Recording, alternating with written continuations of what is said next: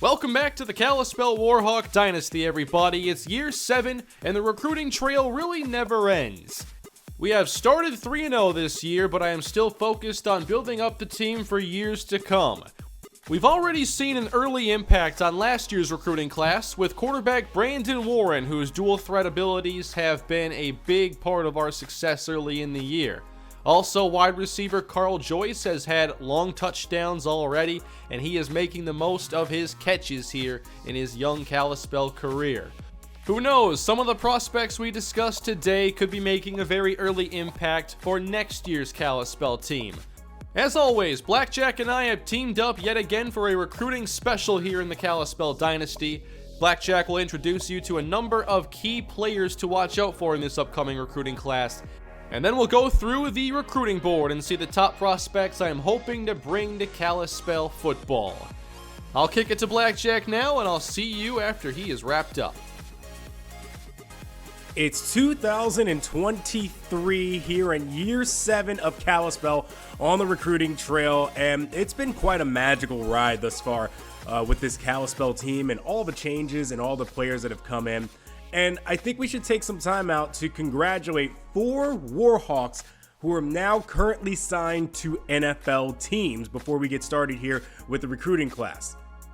Jacory Day has found a home in Houston with that amazing speed of his. Despite going undrafted, he was able to go ahead and try out for the Houston Texans, and he impressed with his dazzling speed and his agility and his moves, and has made the roster as their primary kick returner due to his play during preseason. And along with him came J.R. Battle, who is currently the 3rd string quarterback for the Houston Texans. A great landing spot for both of them, as the Houston Texans have won a Super Bowl 3 years ago and maybe looking to go ahead and try it for another one this year with Deshaun Watson still at the helm. Watch here on this little flag route though. Jacory Day showing off the speed, getting down the sideline, a little stutter step there to go ahead and break free for about 66 yards, and then to the end zone. Guess what the hookup is? J.R. Battle to Jacory Day. In Minnesota, Kelly Jean-Charles is starting at free safety for the Minnesota Vikings. They released Harrison Smith 2 years ago and have been struggling at that position, and Kelly Jean-Charles impressed. 2 interceptions, a forced fumble in preseason, and now he is starting for the Minnesota Vikings. They actually did get a win as they are currently rebuilding against the Arizona Cardinals in week 1.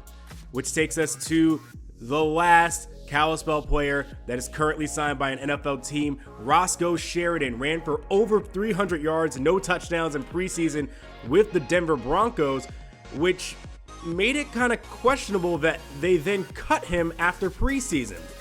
No matter, he still got signed to an NFL team, as now he has landed with the Oakland Raiders, and he is the first Kalispell player to score a touchdown in the NFL after a 4-yard run on the Chicago Bears.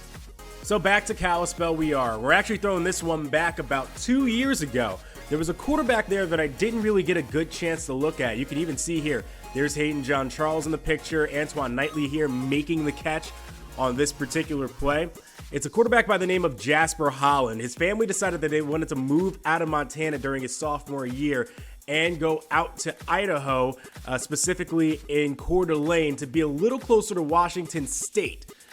It's important that we watch this recruiting battle because he's most likely staying in the Mountain West, and this could be our competition for years to come, especially if he ends up at Boise State, who seems to have the lead right now in terms of getting him.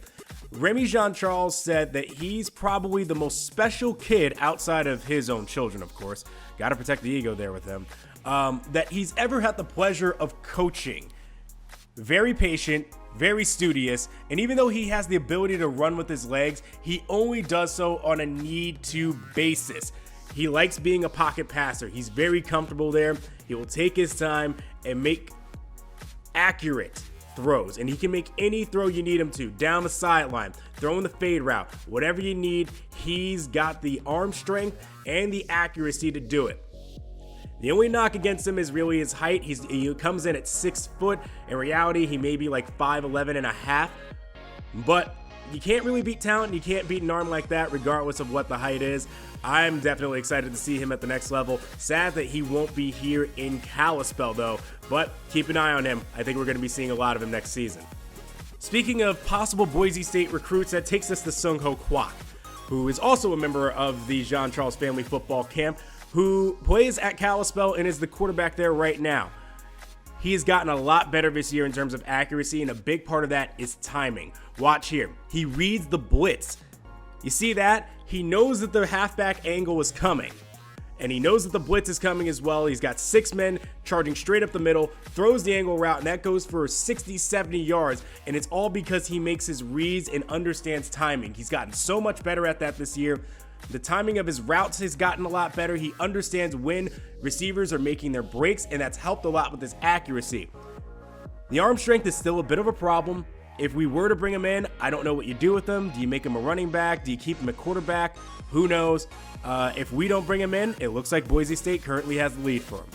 Out in California is another prospect that we've been looking at for a few years now, Aiden Spithill, and this doesn't look like a race that we're going to win.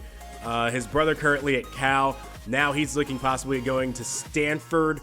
It seems as if the Spithill family wants to stay in mostly highly educational facilities, so not a chance that we're going to get him. But there was one prospect from this game that you can see chasing right behind him there, and here now running the football, who we definitely need to go very hard after because he is a completely special athlete. He can play running back. He can play quarterback. He can play outside linebacker. He can play safety. He is the best outside linebacker in the nation, and his name is Joaquin Ferrara. He is by far one of the most tenacious athletes I have seen across this nation, and it's kind of surprising that he's only a 4-star. I don't think left outside linebacker is his best position. He can definitely do way more than that. Watch here. The intelligence to just be able to go ahead and step in front of that pitch, knowing that it's coming, and go ahead there and make the play. Same play here as he's going there and stopping the quarterback. He actually knocked out the quarterback on that play right there, and they had to go without him for the rest of the game as he suffered a concussion. He's a hard-hitting guy who can also play in coverage. Watch him here on the running back. Force him backwards, keeping him from going above him on the route. And then it doesn't help that he also has a guy out there like Toa Tuiaupupu on the other side, chasing down guys with that big frame of his as well there at Lincoln High. Those two guys are special talents. I think Ferrara is the one that we have the best shot at. And there's plenty that we can do with him. I don't think outside linebacker is his best position, so let's find a home for him and go hard after Ferrara. Out in Ohio, a place that I thought we wouldn't be going back to this year, but I ended up visiting Xavier's High School just to see if I can make a few rounds there. There's a left tackle there that I really like, Alex Kaufman. Very strong, needs a little work on his technique, but his strength has gotten him by thus far in high school. I think that if there is some interest there and I can generate some, he's an interesting prospect with a lot of development that's probably going to be needed. Maybe about 2 years. If we sit him a year and then bring him in his sophomore redshirt year, he'd be fine. The strength is there, just got to work on the technique. But there is a prospect there, number 4, Lameka Warwick, who next year is more than likely going to be the number 1 quarterback in the nation. Easily a 5-star prospect at 6'4", 207. Great arm strength, great running ability, and just look at him there in the pocket. So calm, so collected, so clean, and he just waits there for a halfback wheel route to come around all that time, and it's delivered accurately and on point. He will easily, or should easily, be the number 1 prospect next year, and it's going to be interesting to see where he goes. I imagine he's probably going to have Ohio State all over him. Maybe a matchup we can do in the future. We talked about Roscoe Sheridan a little earlier, and that was actually the shocking thing about the Denver Broncos cutting him. He's a home state guy. Denver is essentially his home. So I went to his old high school and got a look at Austin Jenkins, the number 12 running back. He was actually ranked higher in high school than Roscoe Sheridan was. There's a lot of promise in him and is a scat back with some great juke moves, but I was actually more impressed by an offensive lineman there that was protecting him, Warren Maxwell VI. He is the left guard down there for Boulder, and they run a lot of plays for Jenkins that requires Maxwell to actually pull. A lot of the designs are him moving. He has the opposite problem that Alex Kaufman has, where he does have a little bit of strength there, but it's more so his technique. He's actually a lot more agile, even though he weighs a lot more, and his awareness is amazing. Watch here on this play, where the design is for him to pull out left. And this is where I actually see some problems with Austin Jenkins, and it's in terms of his ability to create. But if you watch Maxwell on that play, he's aware of the fact that the fullback didn't pick up his man, and he comes there to make sure that that's not a stop for a loss, and instead just an opportunity for Austin Jenkins to try to create and only have a 1-yard loss there. Really high on him, even though he's a 2-star recruit. Should be able to get this one. Had to go back down to Florida just because it's our pipeline state. Got to keep some interest down there and make sure that we're keeping up on prospects. I went to go visit Bo Lee's old high school because they have a really good wide receiver out there, 6'5", a little under 200 pounds, by the name of Baraka Frederic. He's got great ability to make spectacular catches, but my one problem with him is this right here. He drops the routine ones on occasion. That happened twice in this game where he was wide open in the end zone, or he's clearly taller than the other guy and it hits him right in the hands and he just drops it. But if we can work on him, work with his hands, and there's a chance that we can maybe go after him this year, he could be a great threat on this Kalispell offense and possibly be the replacement of someone like a Lamar Williams, but we'll have him for 4 years.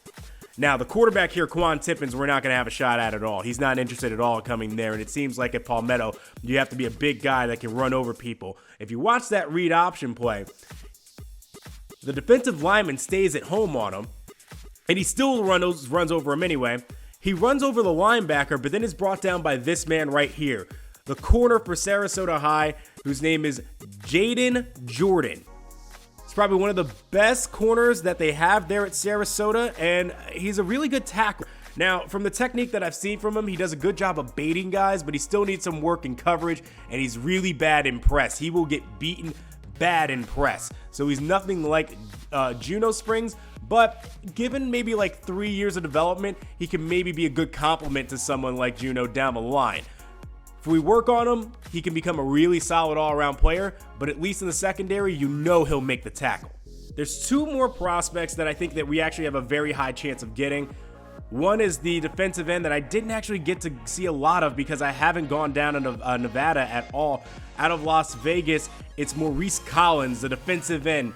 He's a great spin move, great first step, good acceleration, and I think he could actually be a top guy here. They have a very good prep school down there, which he attends. Maybe we should start looking a little bit more at Nevada next year and see what we can get out of there. And then we go back home to the high school of Dustin Payment to find a wide receiver that I think can be a nice compliment to this team in Colt Sully. We haven't had a guy who can have the speed, not necessarily of a Ja'Cory Day, but a little bit under it, who actually has some agility and will fight for extra yardage. Watch here on this play where he gets knocked back off of his route. He's not a tough guy, so he will get jammed at the line, but if he gets open, he will get open. He has the speed to do it, and he has great moves after the catch. Watch here over the middle, make a little juke move to create a little separation, and it's going to take 4 or 5 guys to go ahead and bring him down. Tough kid with some speed. Reminds me a little bit of Andrew Hawkins. Maybe you can use him like that in the slot as a slot receiver and see what kind of explosiveness you can get out of him. I don't see him as a deep threat necessarily like Ja'Cory Day, though he does have the speed to be so. I think he's more effective in the slot. If we go after him, should be pretty easy. And you're pairing him with an old high school teammate who he helped break a record with. Dustin Payment does have his number actually retired by that school. There were 2 other prospects that I was really interested in possibly discussing, but after actually going to the schools and seeing their interest, it made no sense for us to really go over. Dakota Bolton, who looks like he's on his way to Minnesota. That'll be fun when we go ahead and play Sidney Jean-Charles a little later on down the road, as they will have the number 3 linebacker in the nation right now out of Wyoming. And then there's also Kayshawn Daniels, the free safety out of Minnesota. He won't be going to Minnesota. It looks like he's maybe headed towards Toledo or Iowa, possibly Northwestern, but not really in the cards for us to really go get. So I figured don't spend too much time worrying about them. They're very, very high prospects, as he's the number 31 free safety in the nation, but not seeming like he's heading our way at all. And that'll do it for recruiting for this year. Some things to keep note of and to keep track of for next year and years upcoming after that. First is that there are 2 more brothers in the Jean-Charles clan coming up. I didn't pay any attention to them because they've been playing basketball there at Kalispell, But now Daddy has them throwing the football around. I don't know if that means that they're going to be quarterbacks or not, but it seems like football is going to be a transition that they're making into next year. So we'll talk a little bit more about them when that time is appropriate. There's one other sibling there, but it's a girl. It's the only sister in the clan. She has no interest in playing football or doing sports whatsoever, and she'll be graduating from high school this year. So that's at least one relief. I have enough trouble having to deal with Hayden and his antics over there at Kalispell. If he's going to be a bit of a party animal, should maybe keep the noises down. I've gotten too many noise complaints about him thus far, but other than that, the troubles have been minor with him, and he's been excellent on the football field. Outside of that, with the Jean-Charles clan, Kelly Jean-Charles is actually expecting a daughter sometime next year, so congratulations to him. And then JR Battle down there in Houston is settling in with his family. He's got a 2-year-old son, Antoine Battle, and the godfather, his, of course, college roommate, Ja'Cory Day. So happy for them down there in Houston to still be not only teammates together, but to be friends and to be able to hang out and still keep in touch with each other. That's all from me. Take care. Have a great year. I'll see you again come 2024. Alright, let's dive into the recruiting board now, as Blackjack showed us a number of intriguing players for both this year and next year. And I want to start here with my number 2 overall prospect on the board, Joaquin Ferrara from Anaheim, California. You can put him at a variety of positions. I think he'll do best wreaking havoc as a linebacker with that sideline-to-sideline speed. He doesn't really have any major weaknesses that are going to limit him. It's all about what role you decide to use him because he's so versatile. Now, with that versatility comes a lot of interest. We are major underdogs in this recruiting battle, but he is going to need to eliminate us before we end our pursuit. A player we have a better chance of actually getting a commit from is defensive end Maurice Collins from Las Vegas. He is not generating as much interest as I expected, and maybe that's because he doesn't have a definitive strength right now. He's another one of these well-rounded defensive ends who down the road could be a real complete player, and I would certainly have the patience to see the kind of player that he could become. As we attempt to reconstruct this receiving core, Baraka Frederic is an interesting prospect with a 6'5", 192-pound build. He's a 4-star receiver. Definitely one of these receivers who will struggle to separate at times, but relies on the contested catch. I would like some more physical receivers on this team. I also want to get back what we've had in the past with Sonny Archer, Ja'Cory Day, and the success in the slot. Colt Sully could provide that. He is nowhere near the athlete that Ja'Cory Day is, but he's definitely quicker than fast, and I think a pretty good punt returner out the gate. I just want to see him develop his skills at receiver first because his hands are inconsistent and he might struggle to get open against good competition. As much as I enjoy our current secondary, I must prepare for their departure, and Jaden Jordan is a player I'm targeting who is 5'11", 171. We might be transitioning to a smaller secondary that is very physical, and that might change the way we play if those are the players we end up with. Toa Tuliaupupu is a great defensive end / outside linebacker from California. Love the skill set, no denying his abilities, very good first step, good athlete overall, but we're just not in good shape for that battle at the moment. Offensive line is another big deal with 4 seniors on the team starting. Warren Maxwell favoring New Mexico State, and I'm not sure we're going to get back in this battle. He's a very strong guard, and we could use players like him to make sure we're okay going into the future. Austin Jenkins is an interesting running back, and I'm going to put more points into him in the coming weeks. I've just been spending so many on scholarship offers recently and extra scouting.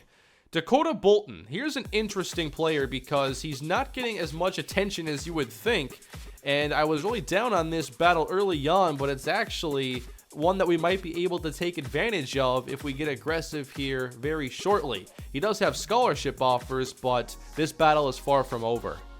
He fits best as a zone cover linebacker, and we'll see what else he can become in the future. At quarterback, there is Sungho Kwok from Kalispell, and this is not a position I'm targeting, although the talent is certainly there. It's just how are you going to use it?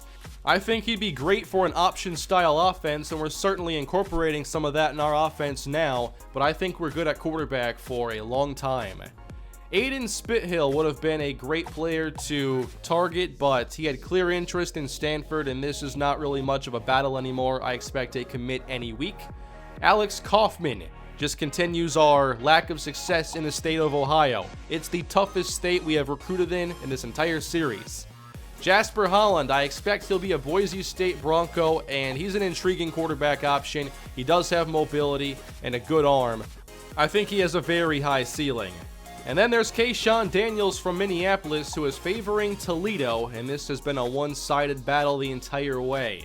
So those are the prospects that Blackjack introduced to us. Now, I want to go to the rest of the board, and we're going to start at the top with number 1 safety, Jamie Alexander. He is one of the most impressive prospects I've seen in this entire series. Alexander has blazing speed, and this guy can hit. He will need to improve his cover ability, but I'm not sure I've ever seen a safety prospect with more potential than Alexander. I'm not even sure who I could compare him to. Now, we're in second place for Alexander behind LSU, and our chances aren't great. But this is one of those prospects where I am not taking out the points until he commits somewhere else. Let's go number 3, wide receiver Michael Dorsey, and this one's going to be a tight battle with 4 teams right now. Dorsey is 6'3", 206. I am worried that this conference prestige could be a deal breaker, so hopefully the conference is competitive this year. And he has the height, the speed, the route running. His hands do need to improve, but there is a lot to work with in his skill set. Another pass catcher, let's go out to Hawaii, a junior college player, Thomas Roberts, who's 6'5", 231. We're in first place for him as he flies under the radar. He has more than good enough speed, great hands, and he can block. I mean, him pairing up with Hayden John Charles would be a nightmare for opposing teams. We need offensive linemen. Enter Johnny Cabral from Jerome, Idaho. We're in first place right now comfortably, and Cabral is a great run blocker, and he moves really well. And I want to emphasize offensive linemen who are good athletes because of all the zone running that we do. I will need to address kicker this year, but this is always a tough one because there are very few to choose from, and a lot of them get taken by the biggest schools out there. I will need to scout more kickers. I still want to keep some size in this secondary, and Maurice Doucette checks that box with a 6'1" frame and 94 speed, but he's not as physical as the other cornerbacks like Jaden Jordan or Juno Springs, who's on the roster. Here's a fun player. How about Marcus Carter, the cousin of former Minnesota linebacker Reggie Carter? He plays ball down in Florida, and he's coming out this year as an athlete, and I think he fits best at outside linebacker. He doesn't move as well as his cousin, but I think that a lot of the same traits are there. Another linebacker is Jaron Williams, who is from Arizona, and he's more of an old school thumper. Not very fast, but he can hit and he can shed blocks. I think that if you don't have a player like him, at least one on your roster, eventually you will regret it. And those are the key players that are on my board this year. Going forward, while we're still early in the season, I still want to scout more offensive linemen. A lot of the players I've scouted didn't have interest or weren't good enough, and we have a lot of seniors on the team. I think a player like Johnny Cabral would be huge for us moving forward, but we're definitely going to be missing Clay Hutchinson, who would have solved a lot of problems, I think, for our offensive line, but unfortunately, he transferred away. One thing that could develop with this offense moving forward is having a lot more size to work with. If we get Thomas Roberts first off, we're going to run a lot of twin tight end sets in the future. And I'd consider playing him at wide receiver because I think he has decent speed. It's definitely below average for receiver, but he makes up for it with size. Then he has 79 route running, 79 release. He might be able to line up anywhere on offense. I'm not sure what our future is at wide receiver, but I am scouting some bigger bodied receivers in this class. And then consider we have Justin Payne and Antoine Knightley on the roster, who are both possession receivers, and I'm really excited about Payne because he has decent speed for a 6'3", 221-pound receiver, plus 89 route running and 83 jumping. We could certainly have very dynamic receivers for the future, but it's going to be far different than what we're used to in the first 6+ years of this series. But that is going to wrap up the recruiting special for today. And if you have any questions about the team or the prospects, you can leave them down below in the comments. And I'll be adding in recruiting segments now for the end of episodes moving forward, and we'll go through what is changing week to week on the board. Thank you all for watching and supporting the Kalispell Warhawk Dynasty, and next time we open up conference play against the Fresno State Bulldogs. Thank you all for watching. Please smash that like button, leave your favorite prospects down below, subscribe, and I'll see you next time. Have a great day.